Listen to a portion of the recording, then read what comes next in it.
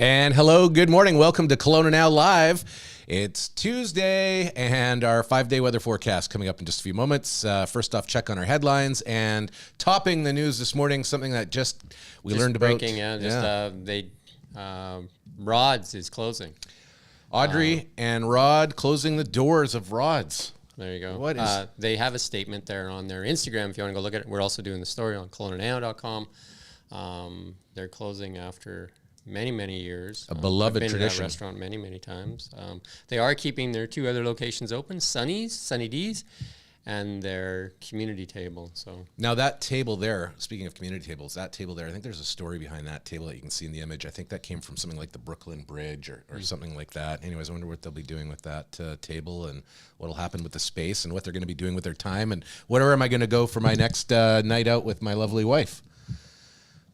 Rods, I guess. There's the other Rods, Sunny D's. Yeah. Anyways. The story will be on Kelowna Now later. We'll probably get some more information on that. And it's also on their Instagram. Yeah. Conservative deputy calls BCMP unhinged for linking Poilievre and Winnipeg killings. I mean, politics is getting a little crazy. It just seems like who can out-crazy each other and making statements and that. That Liberal Ken Hardy, who represents the BC riding of Fleetwood, Port Kellis, posted on Monday that the shooting of Laforte in Winnipeg was beyond troubling and asked if it was connected to a burn everything down attitude creeping in from the United States.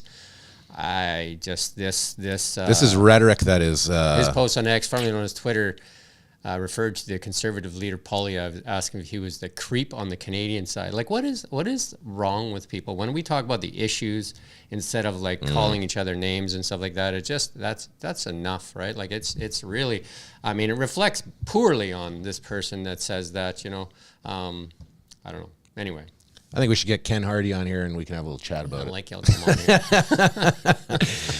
Another sad story. BC mother and a stepdad plead guilty to manslaughter in the death of 6-year-old Dante Lucas. Yeah, originally the RCMP charged both Reichel Frank, also known as Reichel Charlson, and Mitchell Frank with first-degree murder last year in relation to the boy's March 2018 death, and now it's been they've agreed to plead guilty on a lesser charge in Port Alberni court on Monday. Sad news. This is another interesting. one. So, an attorney general blaming BC Conservatives after a Soji protest tractor crash.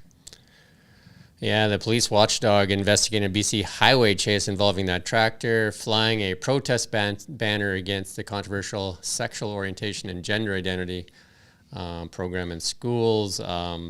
Surrey police said that one person taken in custody after that tractor crash. But I mean, again, was it a crash? Well, I mean, it looked like a pit maneuver to me. But anyway, like, what, they were flying a flag and they get pit maneuvered on the highway. Is that what it takes to get? They probably did something else. Yeah. I don't know. But then to blame it on like another opposition leader, the BC Conservatives, it seems like that's more of that same rhetoric, right? Yeah. Well, turning to something a little happier and a little closer to home, Winter Market and the annual tree light up returns to downtown Kelowna this Saturday. There you go. We had the Rutland light up, we had the Summerland light up, and now we have the downtown Kelowna on Saturday. So you can head on down there from Saturday from 11 to 5. It's in the Stewart Park, and there'll be skating, live entertainment.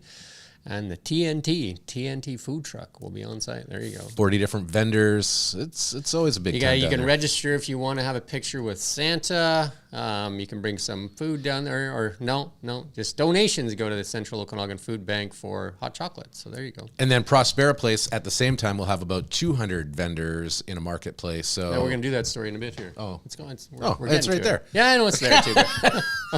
And this is where you live. Yeah, Kettle Valley. 4th annual Parade with a Purpose hitting the streets on Saturday. My daughter Olive will be dancing in front of one of the floats, I guess. They've been practicing their Those hearts people out. just kind of light up their Konas or what? No, they're real floats, and it's a real parade. There you go. Yeah. Can you go there if you're not from Kettle Valley? For sure. Just line the streets. There's a parade route, and it's to raise some money. They're $16,000 away from a $100,000 goal. Yeah. Then we have a really couple of exciting ways for people to help us get there, says Pam Turgeon, the founder of the Parade with a Purpose. And it goes to the Bridge Youth and Family Services, so Nice. it's a good cause.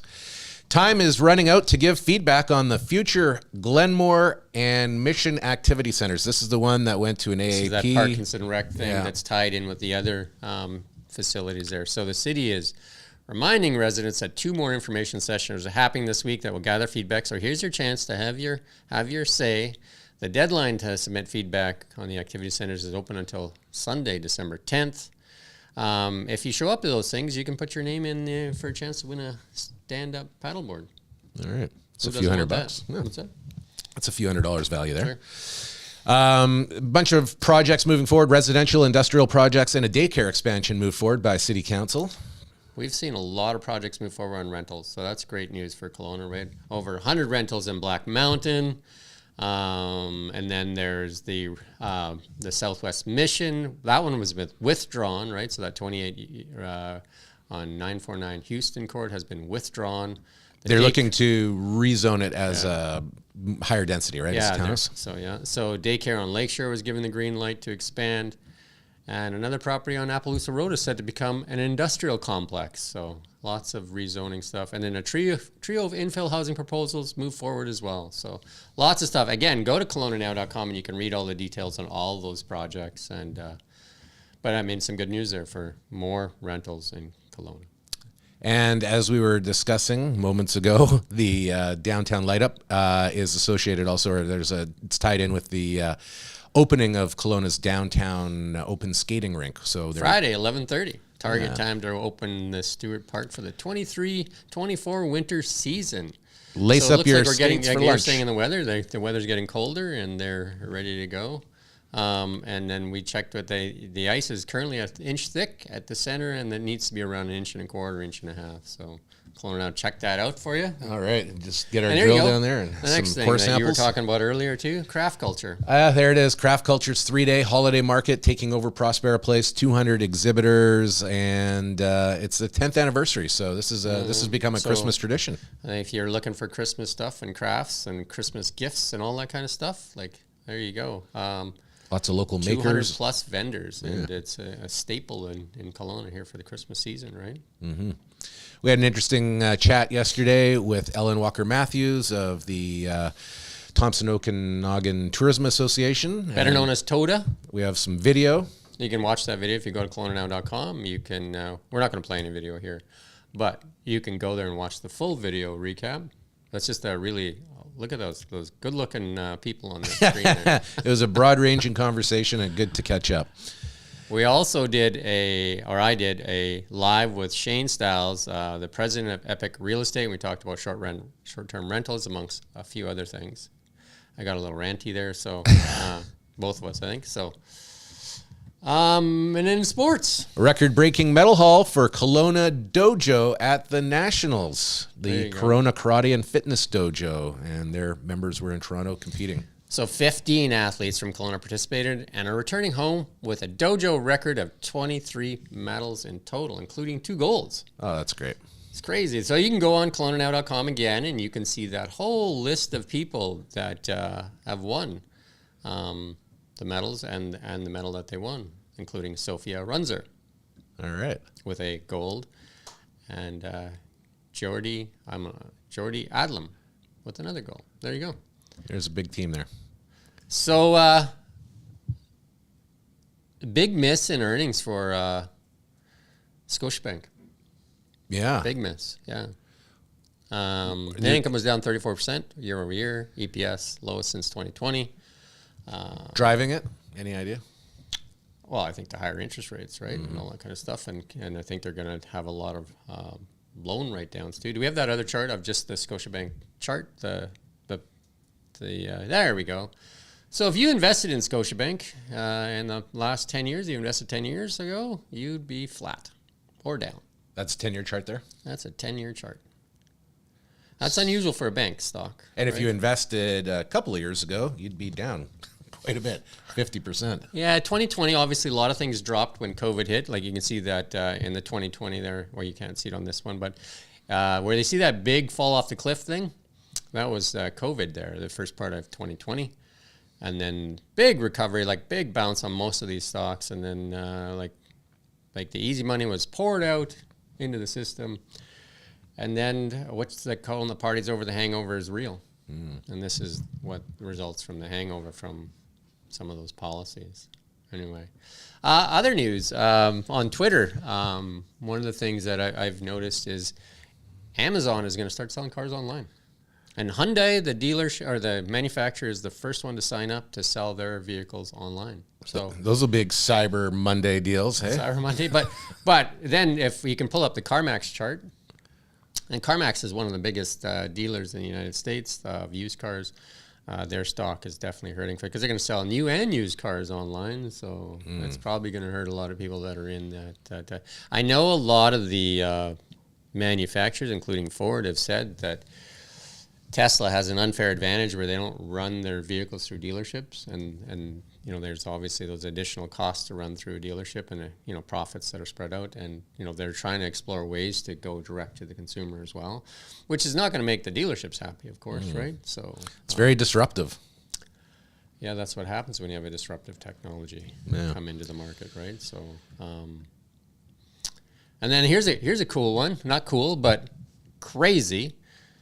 Sports tickets. Look at the inflation on all items, and look at the inflation. The dark blue is sports tickets, and I'd say event tickets too. You know what I mean? Just like going to a concert, going to, you know, what do you think, Marcy? Not good, right? Yeah, it is. Concert tickets. I mean, like just even Taylor Swift. You need thousands of dollars to go to a Taylor Swift concert. It seems almost, unless you're right there. I don't know. Like I'm not sure how this happened, but it's crazy, right? Like. This isn't carbon tax. This is something else. This is just like they're just seeing the elasticity of demand, I guess. Do you know what I mean? They're just seeing how much they can get out of people. Lower Bowl Canucks game is like over 400. Lower Bowl Canucks, and we're going to get Marcy that mic. I had it set up there. Lower Bowl Canucks game, $400. That is crazy for sure. Like, yeah. I know if you try to go to a Calgary Edmonton game, wow. That's expensive. That's crazy expensive. We have another chart to show you. Best-selling models in the first half of the year in Europe. These are various models of vehicles. The Tesla Model Y is quickly becoming the #1 selling car in the world, not just EV, but and the number right one behind it, the Dacia Sandero. So this is Europe. And if we show the next graph there, and you'll see, like year over year, what the Tesla Model Y is doing.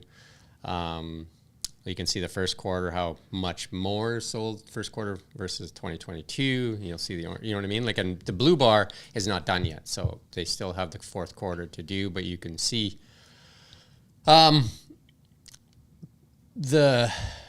conversion to electric is real. EVs are. It's like there's a bunch of stories out there that say demand is slowing. It may be slowing for some of the manufacturers that are having trouble putting out their first products.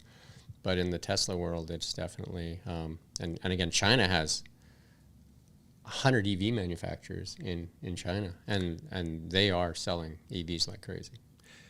Well, it's interesting. I can't get out of my mind. I remember seeing back in the day, there was a book that came out, and it was about who killed the electric car, and it was such a mystery as to why such a great technology was shelved and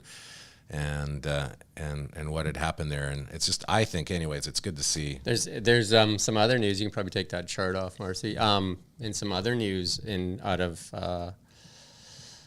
Europe. What is this? Oh. In other news out of Europe, Volkswagen came out with a statement and said that they need to cut $10.9 billion. Ooh. And that's cutting staff and cutting. They say they can, in this current market, they are not competitive. So that was a release to their employees, right? So they're going to make huge cuts in their thing. A lot of these manufacturers China's identified as one of the largest markets in the world, and a lot of the ICE car makers are not selling cars in there. They're just not selling, so they're buying EVs. So that's a big market for them.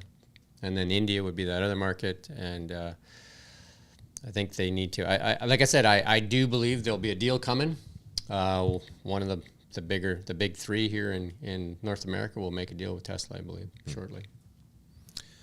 And we had something in X-Files there.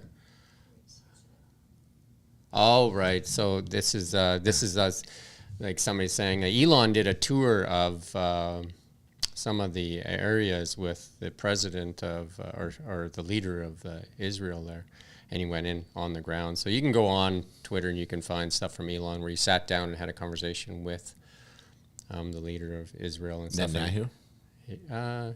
There's a couple of people that he met with. So anyway, you can go on there, and this is just basically somebody saying that he's doing more than other people, right? So there's Elon fans out there, and then there's people that are definitely not as fan of Elon, but I think actions speak more than words. So I think that's my feeling. We can probably toss this image too. Yeah. So auction. You want to talk a little bit about auction before you get to the weather? You want to do weather first? Let's talk a little auction if we have ready. Save money, shop local, Christmas shopping, around the world, food basket, a global taste adventure at YEG, your independent grocer. This is a nice pickup, $500 retail value, about half price right now. Salt and Brick, always a good place. And if you like the Pachos, the Kelly O's there, this looks good. Chronicles of Pinot tasting at Cedar Creek Estate Winery, a $240 ticket. Current bid, it's 50% off, only a couple of days left. You got to come and check out the Kelowna Now auction, especially if you still are looking to do some Christmas shopping. There's lots of really neat items here. Lots of good stuff there. Well, let's get to weather. Kelowna 5-day weather forecast for ATB Wealth. Realize your vision of wealth at atb.com/wealthkelowna. These clouds have arrived. They are here to stay. 3 degrees and cloudy today. We'll get down to 0 tonight. And as we look for the rest of the week, Well, heading that's into better the than weekend, we did yesterday. Like it looks like the temperature is a little warmer than they were when we did the forecast on Monday. yeah, a little warmer perhaps, but cloudier. So I guess Yeah, the those clouds are trade off. actually like our little blanket, right? Yeah. That's the cool thing about the clouds in the valley. They put that little blanket over top there and keeps it a little bit warmer. Exactly. Can't And see the sun. as you can see, it's going to be above 0 again tomorrow, but slipping below 0 for Thursday, -1, and we will see the beginning of some snow flurries. Good chance, 70% on Friday, and that continuing through Saturday. Maybe a little iffy and off and on Sunday, but also on Monday. So Big White Ski Hill is probably going to be getting what they need, I think, in this next week. So let's fingers crossed. And that wasn't me tapping, that was Jason. We got some feedback that said I tapped too much, so I've been trying to curb the tapping. But Jason's picking it up for me. There you go. So that was your news for 9 a.m. We were early this morning. And please like and subscribe to our channels wherever you're watching, and head on over to KelownaNow.com. Subscribe to our free daily newsletter. It's delivered to your inbox by 7 a.m. every day and is a great way to stay in touch. And we're back at 4. See you then.